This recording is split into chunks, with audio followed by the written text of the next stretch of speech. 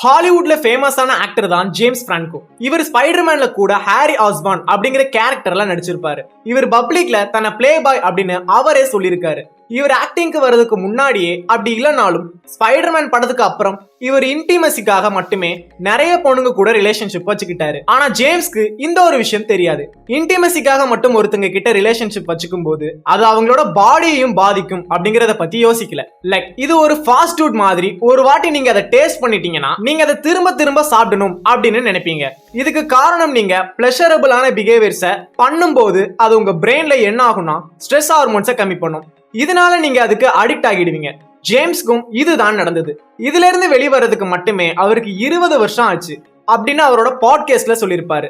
Physical intimacy and sexual activities உங்களை mentally பாதிக்கிறது மட்டும் இல்லாம உங்களோட கெரியரை கம்ப்ளீட்டா காலி பண்ணிடும். சோ இதுல இருந்து என்ன தெரியுதுன்னா பிசிக்கல் இன்டிமசி அண்ட் செக்ஸுவல் ஆக்டிவிட்டிஸ பண்ணக்கூடாது அப்படின்னு நமக்கு புரியுது. ஆனா உங்க எல்லாருக்கும் இப்போ ஒரு சந்தேகம் வரலாம், அப்ப மேரேஜ் பண்ணக்கூடாதா அப்படின்னு. இதுக்கான அர்த்தம் அது கிடையாது ஃப்ரெண்ட்ஸ். உங்க இன்டிமசி அண்ட் செக்ஸுவல் ஆக்டிவிட்டிஸ் உங்களை அடிக்ட் ஆக இத பத்தி சயின்ஸ் என்ன சொல்லுது அப்படின்னு நம்ம தெரிஞ்சுக்கணும். இந்த வீடியோல சொல்ல போற விஷயங்கள் எல்லாமே medical reports and psychological experiments scientific students மூலமா ப்ரூவ் பண்ணதுதான். இந்த வீடியோல சொல்ல போற விஷயங்கள் எல்லாமே ஃபேக்ட் செக் அண்ட் வெரிஃபை பண்ணதுக்கு அப்புறமா தான் உங்ககிட்ட சொல்றேன். சோ வாங்க இப்போ நம்ம இந்த வீடியோக்குள்ள போகலாம்.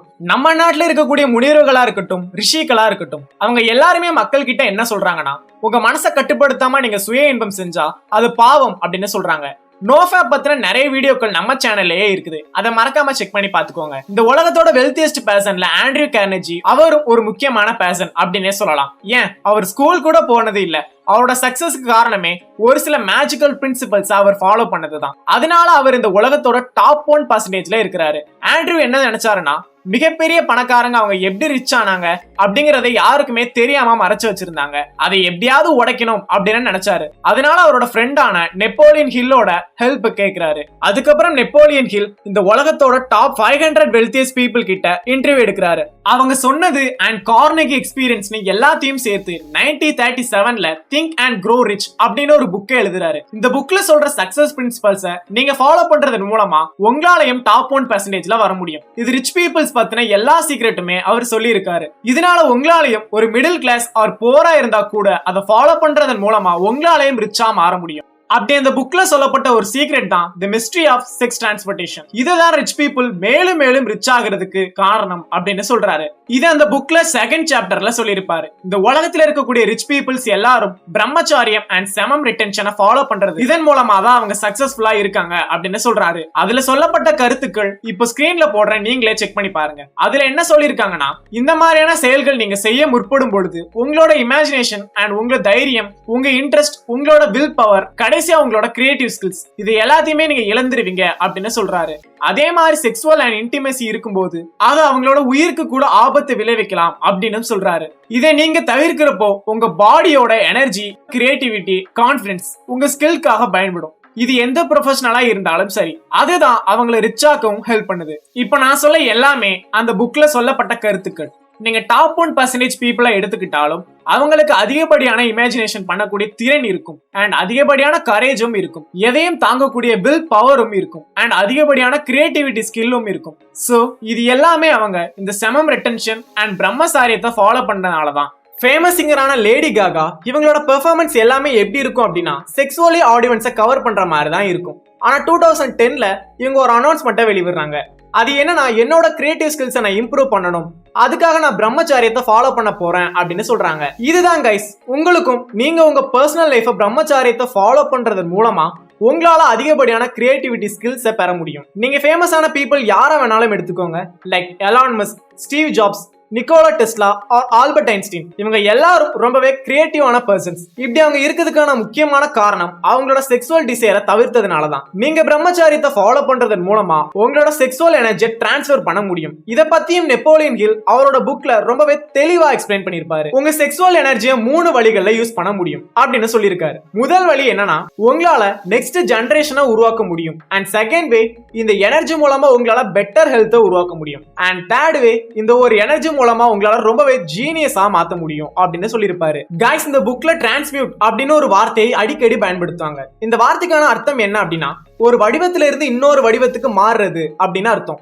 புரியுற மாதிரி சொல்லணும்னா, ஒரு விதையை நீங்க மண்ணுல புதைக்கிறப்போ அது விதையா இருக்கும், ஆனா அது ஒரு செடியா தான் வளரும். அதாவது ஒரு விதையில இருந்து செடியா மாறுது பாத்தீங்களா, அதுதான் டிரான்ஸ்மியூட் அப்படின்னு சொல்றாங்க. ஒரு நாள் குரு கிட்ட சீடன் கேட்கிறான், ஏன் நம்ம மனசுல திரும்ப திரும்ப வரக்கூடிய ஆசைகளை கண்ட்ரோல் பண்ணணும் அப்படின்னு கேட்கிறான். அதுக்கு குரு சொல்றாரு, இந்த கேள்விக்கு கண்டிப்பா உனக்கு ஆன்சர் பண்றேன், அதுக்கு முன்னாடி நீ எனக்கு ஒரு வேலை செய்யணும் அப்படின்னு சொல்றாரு. அதுக்கு சீடனும் நான் பண்றேன் அப்படின்னு சொல்றாரு. அதுக்கப்புறம் ரெண்டு பேருமே பக்கத்துல இருக்கக்கூடிய நீர்வீழ்ச்சிக்கு போறாங்க.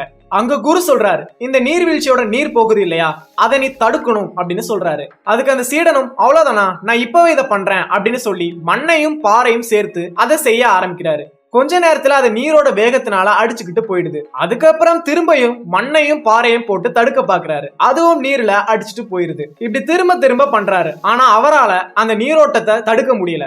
அப்புறம் குரு கிட்ட வந்து என்னால அந்த நீரை தடுக்க முடியல அப்படின்னு சொல்றாரு. அதுக்கப்புறம் அந்த மண்ணு பாறையை வச்சு அந்த நீர் போகக்கூடிய பாதையை தடுத்துக்கிட்டு இன்னொரு பாதையை உருவாக்கி அந்த பாதையில தண்ணி போக விடுறாரு. இப்போ அதை பத்தி குரு சொல்ல ஆரம்பிக்கிறாரு. இந்த நீர்வீழ்ச்சி மாதிரி தான் நம்ம உடம்பு. உன்னோட செக்ஸுவல் டிசைரை நீ கண்ட்ரோல் பண்ண நினைச்சா ஒரு கட்டத்துக்கு மேல உன்னால அதை தடுக்க முடியாது.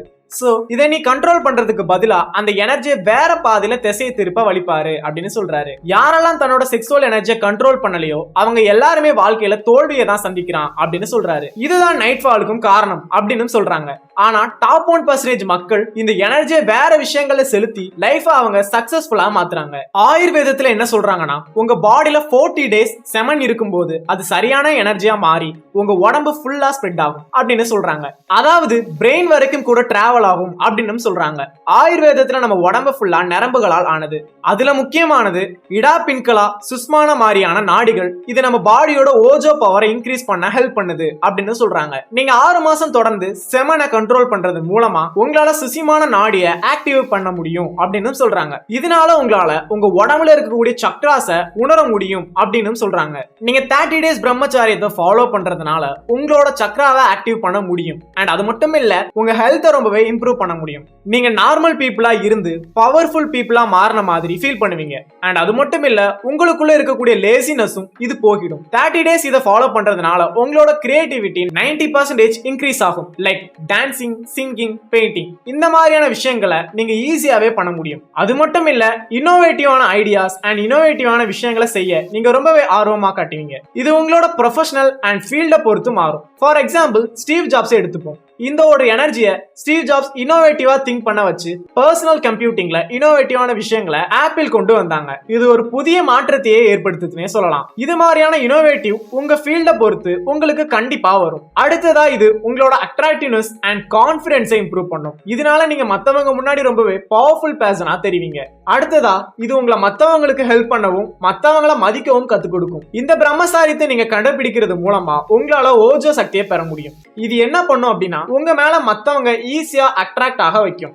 அதாவது நீங்க சொல்லக்கூடிய ஒவ்வொரு விஷயங்களுமே மக்கள் மனசுல அழியாம பதியும். ஃபார் எக்ஸாம்பிள், விவேகானந்தரோட சிகாகோ ஸ்பீச் அண்ட் ஸ்டீவ் ஜாப்ஸோட ஸ்டான்ஃபோர்ட் யூனிவர்சிட்டி ஸ்பீச் இன்னைக்கு வரைக்குமே மக்கள் மனசுல இருக்க காரணம் இந்த எனர்ஜி தான். அடுத்ததா அது உங்க பிரெயின் அண்ட் ஹார்ட்டை இணைச்சு ஒன்னா வேலை செய்ய வைக்குது.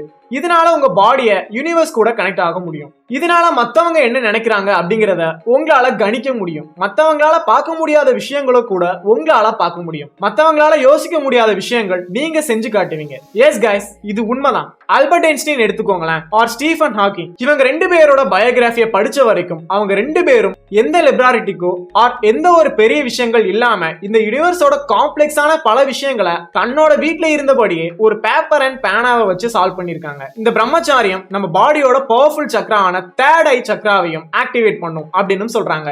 துறவிகளை நீங்க பார்த்திருப்பீங்க, அவங்க நம்மளை விட அறிவுல சிறந்தவங்களாகவே இருப்பாங்க. இதுல ஆச்சரியமான விஷயம் என்னன்னா, அவங்க எந்த ஒரு புத்தகத்தையும் படிக்காம அவங்களோட அறிவு திறனை வளர்த்திருப்பாங்க. அதுக்கு காரணமே இதுதான். நீங்க 1000 புக் படிச்சாலும் நீங்க படிச்சு புரிஞ்சுக்க முடியாத வாழ்க்கையை பத்தி இது உங்களுக்கு புரிய வைக்கும். இப்படி நீங்க அந்த 1% பீப்புள் ஆகிட்டீங்கன்னா மீதம் இருக்கக்கூடிய 99% மக்கள் நீங்க சொல்ல போற விஷயங்களை கேட்பாங்க. இதுதான் நெப்போலியன் ஹில் அவரோட புக்ல எழுதியிருப்பாரு. 99% மக்களோட பணம் யார்கிட்ட இருக்குன்னா அந்த டாப் 1% இருக்காங்க பாத்தீங்களா, அந்த மக்கள் கிட்ட தான் இருக்கும் அப்படின்னு சொல்றாரு. ஸ்கூல்ல சாதாரணமா எக்ஸாம்ல ஃபெயில் ஆகி இந்த உலகத்தோட மிகப்பெரிய ஜீனியஸ் ஆன ஐன்ஸ்டீன் அண்ட் MBA கூட படிக்காத ஒரு ட்ரக் அடிக்ட் இன்னைக்கு உலகமே பார்த்து வியக்கிற மில்லியனரி CEO ஆனது எப்படி? இதுக்கெல்லாம் காரணமே அவங்க டாப் 1% ஹேபிட்ஸை ஃபாலோ பண்ணதுனாலதான். இந்த உலகத்துல இருக்கக்கூடிய முக்கால்வாசி மில்லியனர்ஸ் இந்த உண்மையை மறைச்சு அவங்க மக்களை ஏமாத்திட்டு இருக்காங்க. சோ அதை புரிஞ்சு உங்களோட எனர்ஜியை தேவையில்லாத விஷயங்களுக்கு செலவு பண்றதை விட்டுட்டு நல்ல விஷயங்களுக்கு ஃபோக்கஸ் பண்றது ரொம்ப ரொம்ப நல்லது. நீங்க இந்த பிரம்மச்சாரியத்தை ஃபாலோ பண்ணாலே போதும்,